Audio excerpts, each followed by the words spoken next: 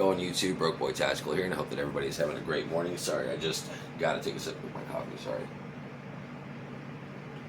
It's 4:35 a.m. here in Central Texas. I am in the Bernalillo County area, and if you have been watching the news about the eclipse or anything, you know that we are like the epicenter here in Texas for all that nonsense. And I work overnight, so if I look a little tired, I'm sorry about that. But I wanted to talk to you about a Taurus. Yeah. If you watch my channel, it's not that I trash Taurus. I give Taurus the respect I think they deserve. But I never say that they're recommendable. I usually say go with a Ruger. You know, they're about the same price. They have a better warranty and stuff. But I just made a video about my Ruger EC9S, and I did say that it does fill kind of a niche role in my, or it did fill kind of a niche role in my carry, in my, at least in my car, and it really filled a role as a backup to my primary firearm, meaning like let's say my Shield Plus needed to be sent off to Smith & Wesson. Well, I'm going to need a gun to carry in the meantime. That's where my EC9S came in. And I really liked it because I'm very well versed on the LC9S platform, which I carried for like 5 years. I found that thing for like $175 in the gun shop, and I was like, that'll be a really good backup gun for me. And it has. But I came upon a trade. The same guy who traded me my 229 SAS custom shop, the one I traded my Colt King Cobra for, he had this little Taurus 856, and I thought I should go ahead and give it a shot. I've heard really good things about Taurus revolvers. I've handled Taurus revolvers, and I've actually owned an 856. I just never shot it, so I never really had any opinions on it. I came into another trade, but this firearm is very appealing to me, for one, because it has 6 shots. If you follow my channel, you know that I had a 637 Airweight by Smith & Wesson. I traded that thing off because I didn't like it. It didn't matter about the grips or anything I did to it. The lightweight frame with 38 Special Plus P is just not for me. Not for me. And I know that a lot of people say, well, that's why you train with your 38s, and and in the moment you're not going to notice. True that, but I still didn't like shooting it. I didn't like shooting it. I thought that it was a fine shooting gun. It just was too lightweight, and I did not like the recoil impulse. Call me a bitch. I like this a lot better for the recoil impulse. It's an all steel firearm, and this is the stainless model, so I really like that. I think I should show you guys that we are clear. Sorry about that. It's late, well, or early, whatever you want to call it. But I like the fact that it's a solid stainless model. I do like that. Again, 6 shots of 38 Special Plus P, no slouch. I really like this grip. This grip really absorbs recoil. Very nice. It's also very small. And I will say, for a small revolver, I want the small grip. I don't want a large grip on my small revolver. I'd rather have a large grip on my 3-inch plus revolvers, like my LCR X3. With that, I kept the original Tamer grip on that because it's fucking awesome. But, if that grip was on here, it'd be kind of stupid. You say what you want, but I think it defeats the purpose. Because when you're carrying, this is what's hard to conceal, not this. I digress, but I've seen some people throw bigger grips on their snub nose, and you do you, but I think that defeats the purpose of a snub nose.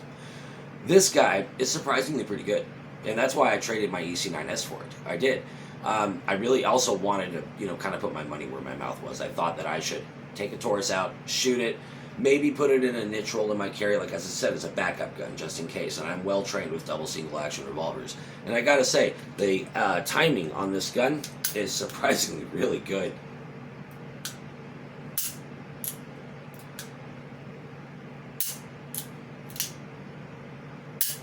Single action trigger leaves a little bit to be desired, I will say, but while this is a used Taurus, it's still not that used. It doesn't have hardly even any cylinder burn. I did clean the shit out of it, but it does have a ring, but it's really not all that used. It's pretty good. I like the double action trigger more than the single action. I appreciate the double action far more than I appreciate the single action on this firearm, and what I will say, that's kind of weird for a double single action revolver. Like my 637, that's a really nice single action trigger. And I do like the double action trigger. I do.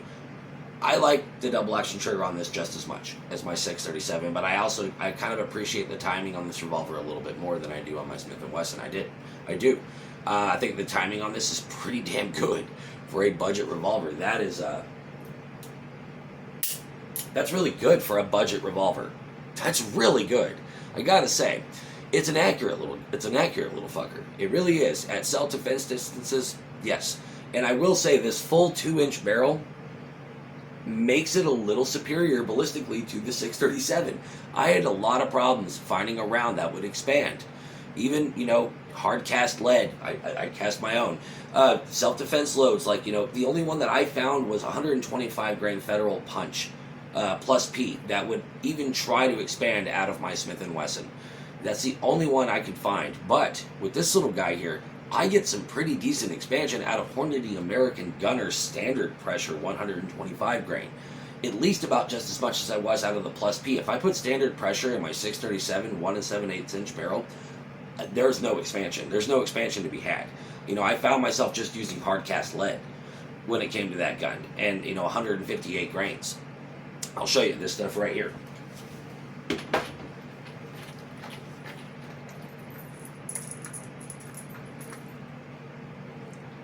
Yeah, this is what I was shooting through my 637 because I just didn't see the point in hollow points. And the only one that I could find that worked was kind of hard to find and very popular, so I would have to buy it up when I could find it, and it would sometimes leave me without any ammunition. I had that gun for quite a long time. But since I don't have that gun anymore, this is going to fill that role. It's going to take the place of my 637 and also my EC9S, maybe, if it proves itself to be reliable. There's one thing about this gun that I don't like, and that is the lockup. All right, look, this is normal, all right, but I have to show you this to illustrate what I'm talking about here. You see this? It's what we call cylinder slop. It's normal when the trigger is not depressed. That is normal, okay? A little bit of wiggle, it's totally normal. In fact, that's actually fine. Pull the hammer back, this should be a little bit tighter, but there still should be some movement. This is a safe direction, and I showed you we are clear. This should lock up now. This little lock right here, do you see this little piece right here? This should be pushed up further, and it should be locking the revolver in tighter than it was before. No, not at all. It's exactly the same.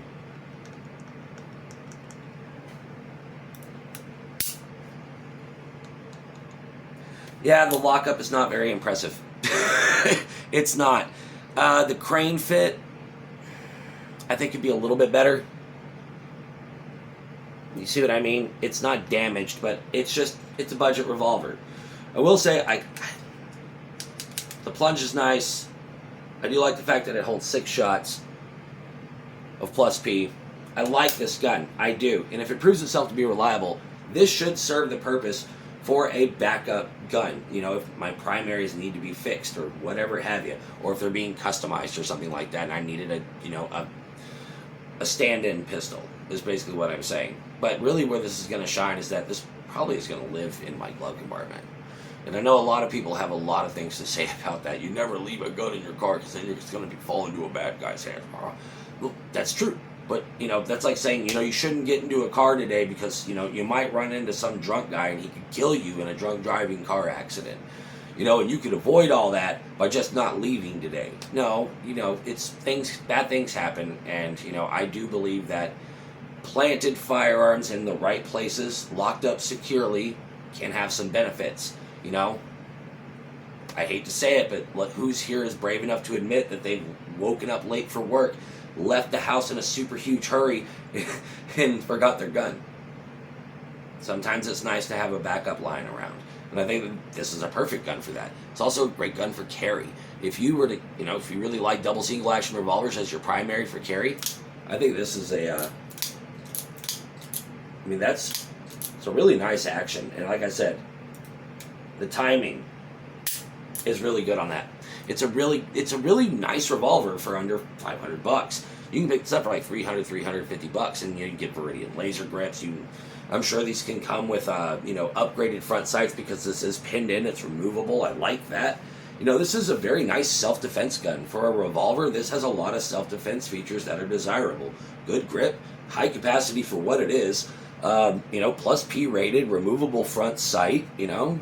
Holster options. It's a good gun. What can I say? I'm impressed for what it is. I think the lockup could be a little bit better, but I gotta say that timing's really damn good. I think the build quality's pretty damn good for the price. I think this grip is really good. I think the recoil report is really good. I think the ballistic capabilities are really good. This is a good little gun. I'm surprised. Good job, Taurus. Taurus model 856 chambered in 38 special plus P.